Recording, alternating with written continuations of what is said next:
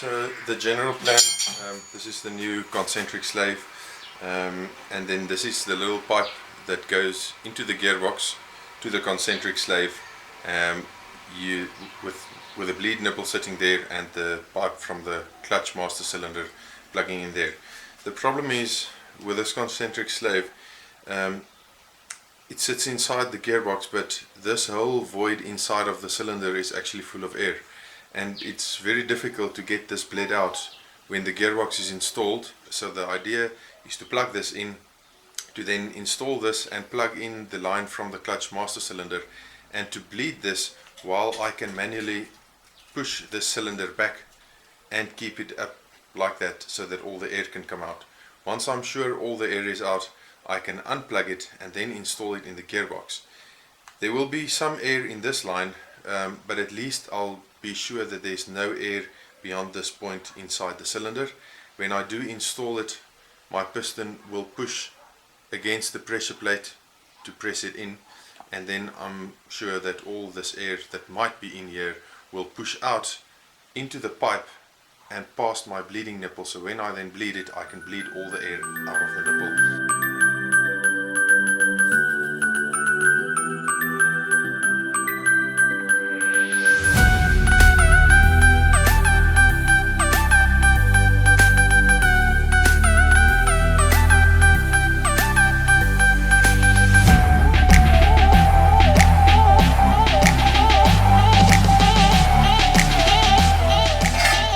So for now we've balanced the gearbox on the jack without any blocks, so we'll move it under the vehicle like this, and then we'll support it and put a little wooden block under there in order to lift this up high enough. So we'll slide it in, then we'll reposition the jack so that it can roll forward lengthwise, and then we'll see if we can get this in.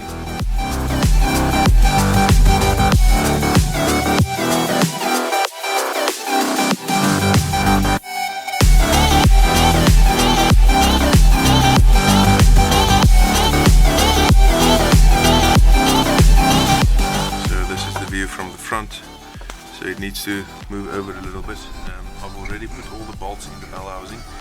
It's just a lot easier to make sure you have everyone in its right place.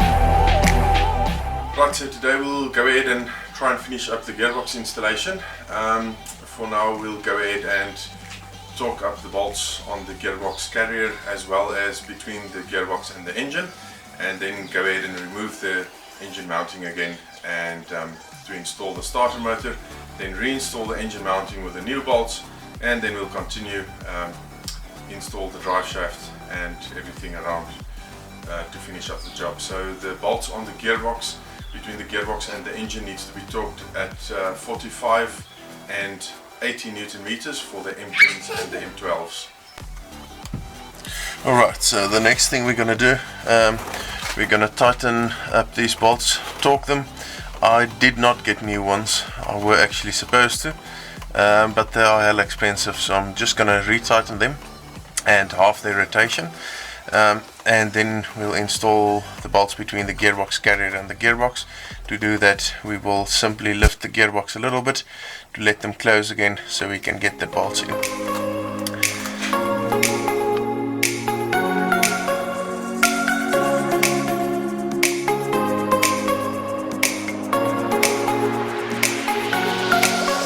Right, so all of these bolts need to be torqued to 50 Newton meters plus 90 degrees. As I said, I'll be tightening them to 50 Newton meters plus 45 or maybe 60. The manual is a bit unclear about these. but I do think they are the same. It's the same diameter bolt and the same class, but I'll get a feel for them when I tighten them.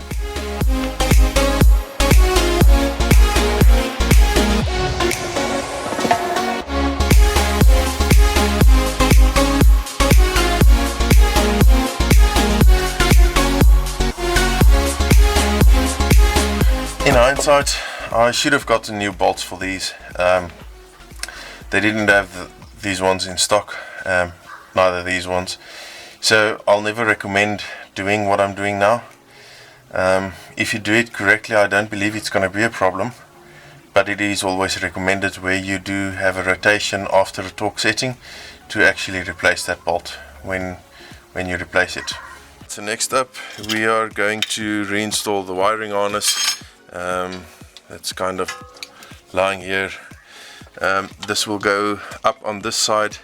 Then you have some clips sitting on the harness. That clips actually goes over little tabs on the gearbox casing itself. So the harness goes up on this side, over on the other side, and then gets plugged in over here, over there, and on the side somewhere on the reverse sensor. And there's another place. There's 3 plugs. You've got the 3 plugs and then the 1 plug that's coming on the side. I won't be able to show you anything really because there's really no space. Then I'm also going to go ahead and reinstall the little levers, and there's a little clip like this that you slide on top. You have to do it by feel. There's really no space to get in there and look at things. So yeah, so let me get that done. Okay, so I've got all the clips in. Really the only advice I have there is practice to put on that clip when the gearbox is still on the ground. Just doing it by touch and not looking what you're doing, it's really going to help if you need to put the clips back on. It might be easier if you put those levers on when the gearbox is still slightly dropped, so that you have more space to do it. Right, so we'll go ahead and tighten up and torque the bolts on the engine, between the gearbox and the engine. So these ones I'll do from the bottom. There's one up there. These are all M10s, so they need to be torqued at 45 Newton meters, and all the M12s need to be torqued at 80 Newton meters. You don't need to replace these, it's not stretched. So yeah, let's go on and do that.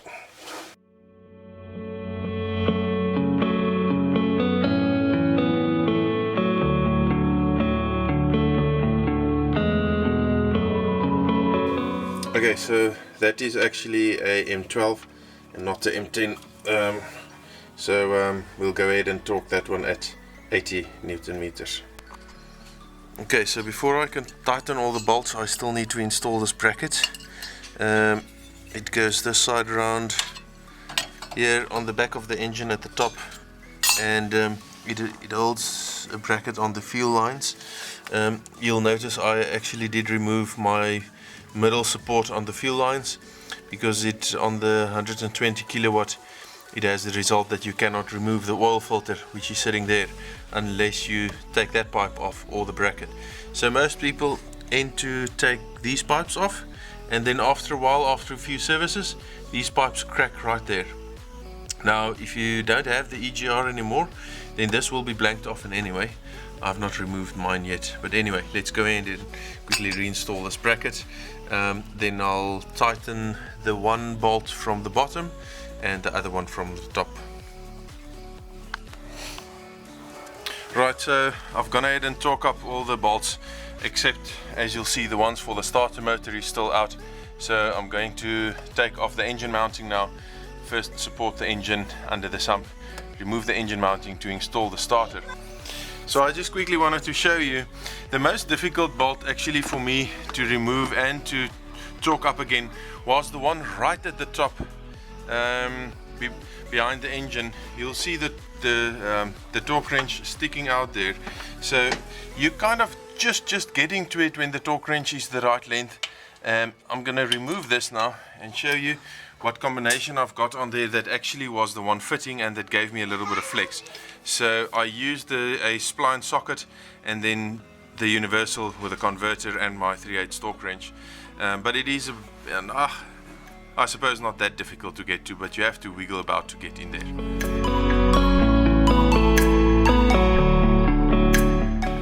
Okay, so this is the engine mounting out, and now already I can see I'll actually have to remove this bracket that's holding the downpipe in order to replace this top long bolt.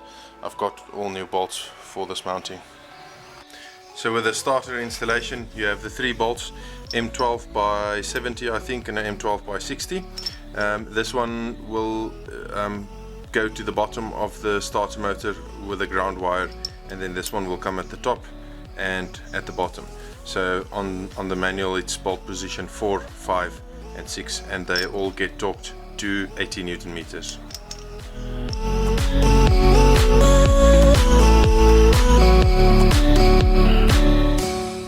So these are a little bit difficult to show while I'm doing it, but that's the 2 bolts that we're after, that we're gonna insert and torque down now, and then after that we'll reinstall the engine mounting.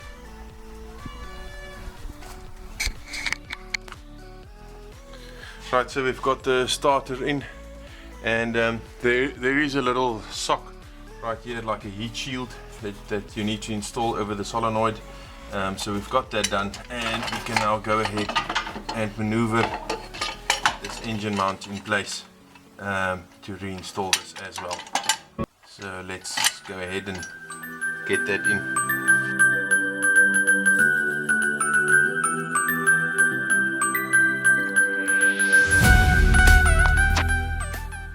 So I'm basically finished in front now.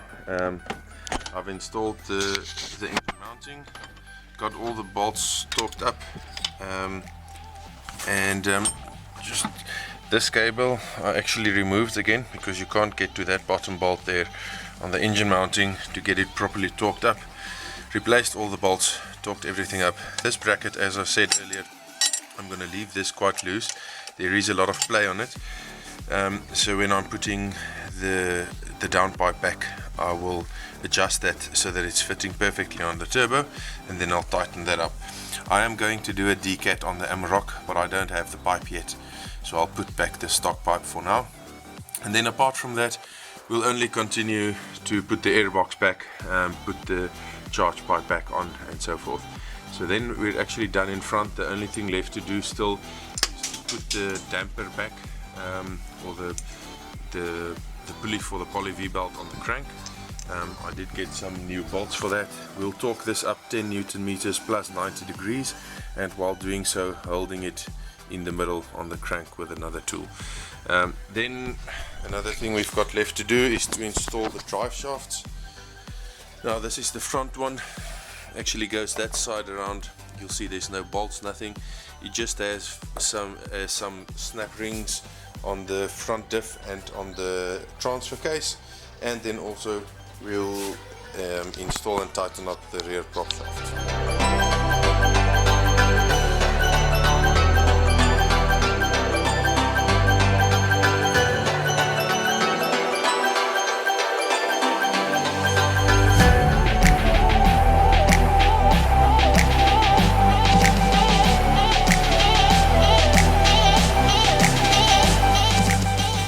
Alright, so let's go ahead and put the front drive shaft in, or prop shaft.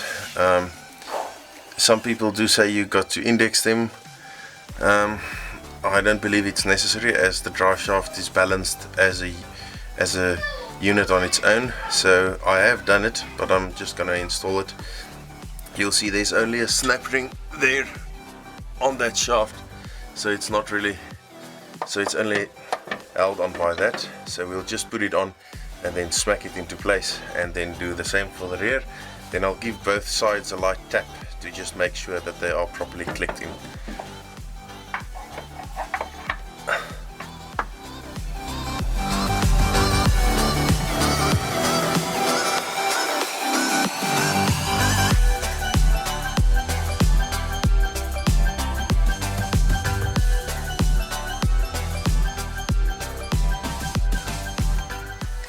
Right, so this bolt we'll torque at 50 Newton meters plus 90 degrees. I did get new ones, and the manual also specifies that you need to get new ones. Again, they recommend that you index the drive shaft or the prop shaft on the gearbox end. Again, I don't see that it's needed as the drive shaft is balanced, although I did reference it and I'll be installing it in its proper place, but I don't really think it's needed. So let's just turn this a little bit, around about there, and that's where we'll install it.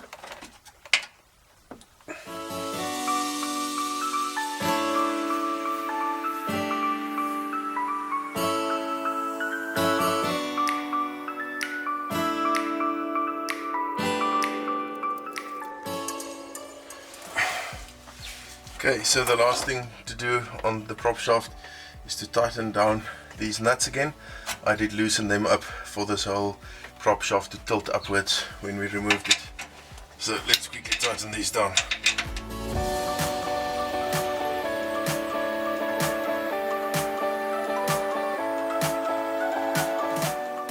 Right, so everything on this Amarok is now complete. I've put the airbox back. The airbox only has one screw that's sitting right down here, and then you have the two sensors and the charge pipe to install, and I still need to add that bolt. And then we've gone ahead and just bled the clutch for the last time. Now I left the pipe in so you can see exactly where that sits, but right down there you will see the pipe going onto the slave cylinder, not directly onto it, but that's where the bleed screw sits. It's in a little bit of an uncomfortable place, but it's very possible to get there. It's not too difficult, but it did greatly help that I actually bled the concentric slave before I installed it in the gearbox. So that's it for this. The only thing still needed now is to put back the under engine protection, and then we'll get this one off the stands. Now the next thing that I'll do on this Amarok is to replace that siren sitting right there. This one is faulty, and I've decided to put that back in, and I got a second-hand one for that. So for this video, or for this series of videos for the clutch and flywheel removal and installation, this is it for now.